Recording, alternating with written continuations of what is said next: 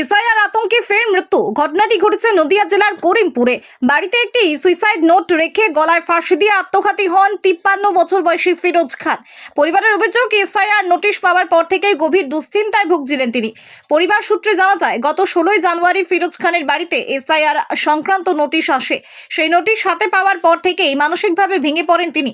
প্রতিবেশীদের কাছে বারবার উদ্বেগ প্রকাশ করে বলতেন, তার জন্য পরিবার বিপদে পড়বে না তো, তাদের বাংলাদেশে পাঠিয়ে দেওয়া হবে না তো, এই আশঙ্কা তাকে তাড়া করে বেড়াচ্ছিল। ঘটনার পর ঘর থেকে উদ্ধার হওয়া সুইসাইড নোটে লেখা ছিল, আমার ভুলে সবাই সাজা পাবে, এটা আমি কিছুতেই মানতে পারছি না, তাই এই সিদ্ধান্ত নিলাম, তোমরা সবাই আমায় ক্ষমা করো।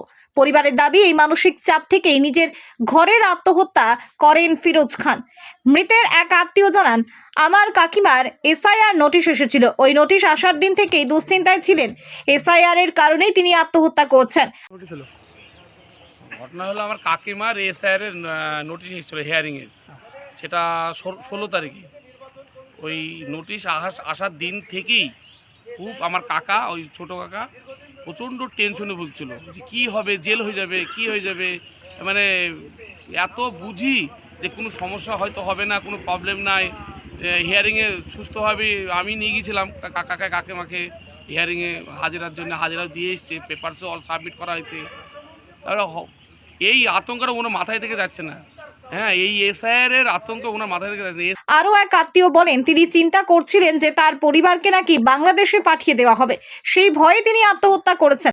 হচ্ছে যে এই যে এসআইআর কাগজ নিয়ে বারবার হেনস্থা করা হচ্ছে, তাই ও এটা সহ্য করতে পারছে না যে আমার পরিবার তাহলে কি বাংলাদেশ পাঠিয়ে দেবে বা না ডিটেনশন ক্যাম্পে করবে, তাই ওটা সহ্য না করতে পারে ও নিজে গলা দৌড় দিচ্ছে। আপনার খবর পেয়ে পুলিশের দেহ উদ্ধার করে ময়না তদন্তে পাঠিয়েছে।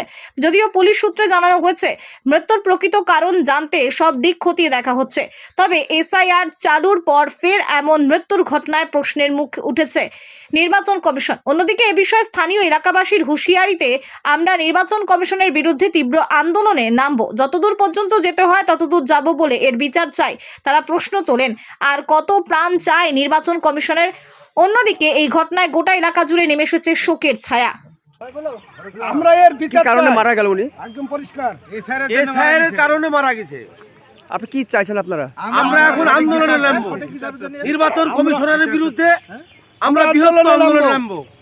এতে যতদূর যেতে হয় আমরা যাবো, যা করার দরকার আমরা করবো, আমরা কাউকে ছেড়ে দেবো না। আর পশ্চিমবাংলার পশ্চিমবাংলায় যে আন্দোলন চলছে এর বিচার চাই, কতজনে পান চাই, আর কতজনে পান চাই নির্বাচন কমিশনার হয়রানি করে শেষ করে ফেলছে মানুষ। এর জন্য কত লোক মরবে, আর কত লোক মরবে, আমরা পথে আন্দোলনে নামবো। সংখ্যাটা কে চালাবে? আমরা দেশকে বাঁচানোর আন্দোলনে নামবো।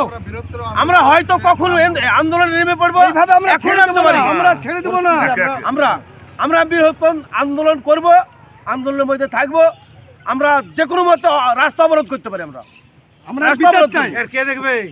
এর বিচার যদি না হয় আমরা ছেলে মেয়ে আজকে যে অসহায় পরিবার, তার একটা মেয়ে নেই, একটা মহিলা, তার সংসারটা কিভাবে চলবে? এই যে নির্বাচন কমিশনের যে কাজ করছে, এর জন্য যে আজকে অসহায় মানুষ দূরে বেড়াচ্ছে, অসহায় মানুষ মানে আত্মহত্যা করছে, এর দায়ভার তো সম্পূর্ণ নির্বাচন কমিশনারকে নিতে হবে। এর জন্য আমরা চাই বিচার, এবং আমরা আন্দোলন করব এবং বৃহত্তর আন্দোলন করব। আমরা আমাদের প্রশাসনের মাধ্যম দিয়ে আমরা জানিয়েছি, এবং আমরা চাই যে আমাদের রাজ্য সরকারের একটা কিছু বিহিত করুক, যাতে আমরা মানে সাধারণ মানুষ আমরা সুস্থভাবে বসবাস করতে পারি, বা আমরা সুস্থভাবে থাকতে পারি, ভোট দিতে পারি, এই ব্যবস্থা আমাদের করতে হবে। এই নির্লজ্জ, আমার নাম রফিক খান, বাড়ি কুচুরিডাঙ্গা, ওই মধ্যপাড়ায়। কে হয় আপনার? আমার ভাই হয়। এই নির্লজ্জ নির্বাচন কমিশনারের পদত্যাগ করা উচিত, এবং এর শাস্তি হওয়া উচিত।